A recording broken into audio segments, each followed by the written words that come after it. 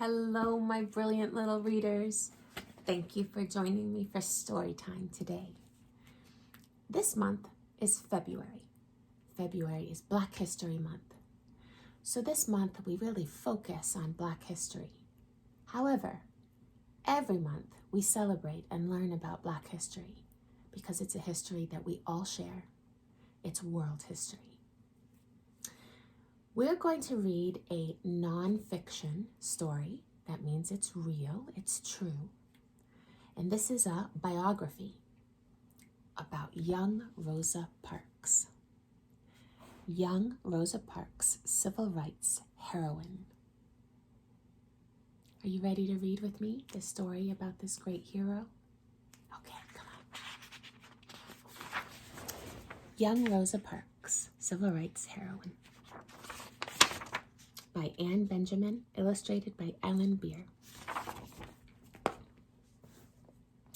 Rosa was born on February 4th, 1913. No one knew then that she would one day change the history of America.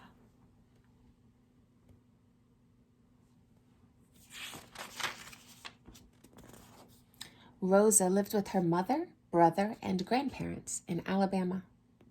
When Rosa was growing up, Black people did not have the same rights as white people.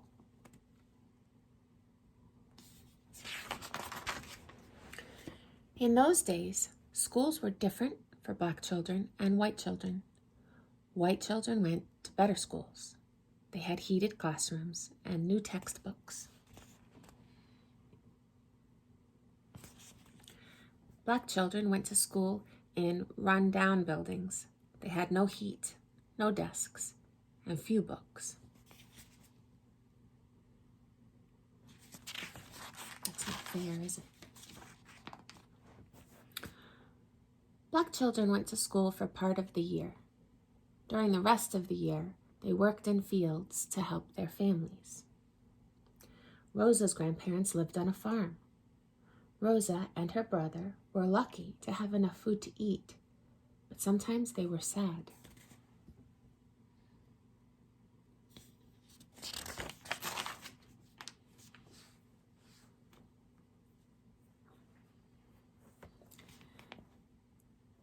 African Americans were not always treated fairly or kindly. Sometimes they were afraid. Some white people, like members of the Ku Klux Klan, tried to hurt Black people by burning down their houses and churches. Many innocent people were killed.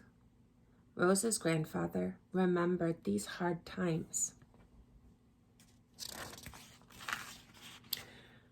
When Rosa was growing up, she liked to listen to her grandfather's stories.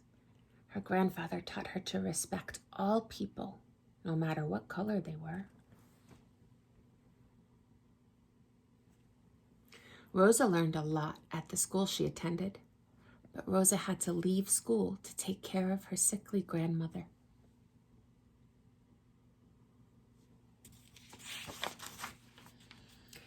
In 1932, when Rosa was almost 20 years old, she married a man named Raymond Parks. He was a good man who helped Rosa finish high school. They lived in Montgomery, Alabama. Both became members of the NAACP, the National Association for the Advancement of Colored People. This group worked for civil rights. They wanted all people, no matter what color, to treat each other equally.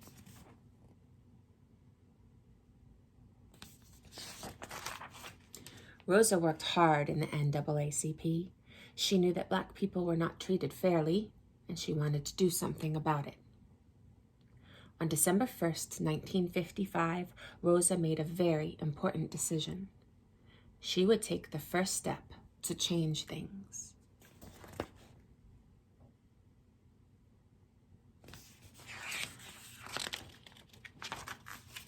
On that day, Rosa left work feeling tired. She had worked many hours sewing at her job in a department store. Rosa got on a bus and took a seat. Black people were not allowed to sit in the front of the bus. They had to sit in the back. Only white people could sit in the front. This was segregation. It was the law in Montgomery and many other parts of the South. The bus began filling up. Soon there were no seats left. The bus driver told Rosa and some other black people to give up their seats for white people. Rosa was the only one who did not follow the bus driver's orders. The driver told Rosa he would have her arrested if she did not get up. Still, Rosa would not move.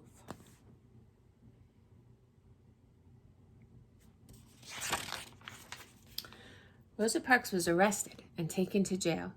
She was told to pay a fine. When Rosa was released from jail, she decided not to pay the fine. Instead, she fought to change the unfair bus law. Many people were ready to fight segregation, but Rosa took the first step.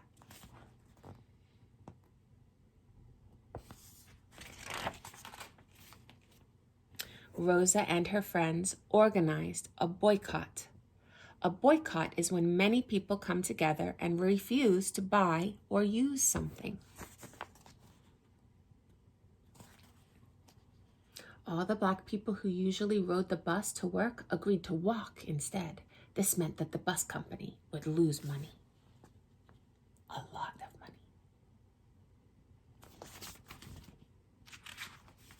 An important minister helped tell people about the bus boycott. His name was Martin Luther King Jr., Dr. Martin Luther King Jr. He told people to fight for what they believed in, but to do it peacefully.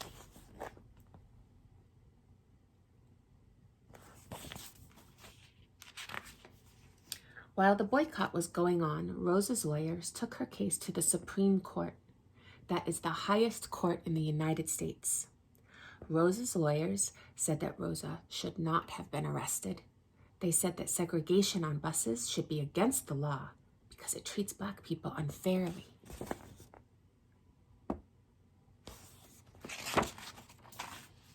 The bus boycott lasted for more than a year. Then on December 20th, 1956, the city of Montgomery got an order from the Supreme Court. Buses could no longer be segregated. This was a great victory. But many restaurants, stores, and even hospitals were still not open to African Americans. It took many years and many battles to end segregation.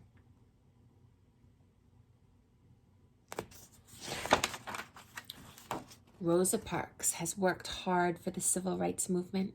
She has many honors and awards for all that she has done.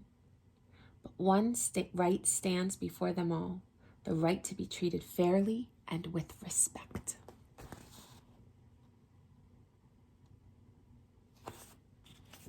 The end. I hope you enjoyed learning about our true American hero, Miss Rosa Parks. Keep reading and keep fighting for what is right.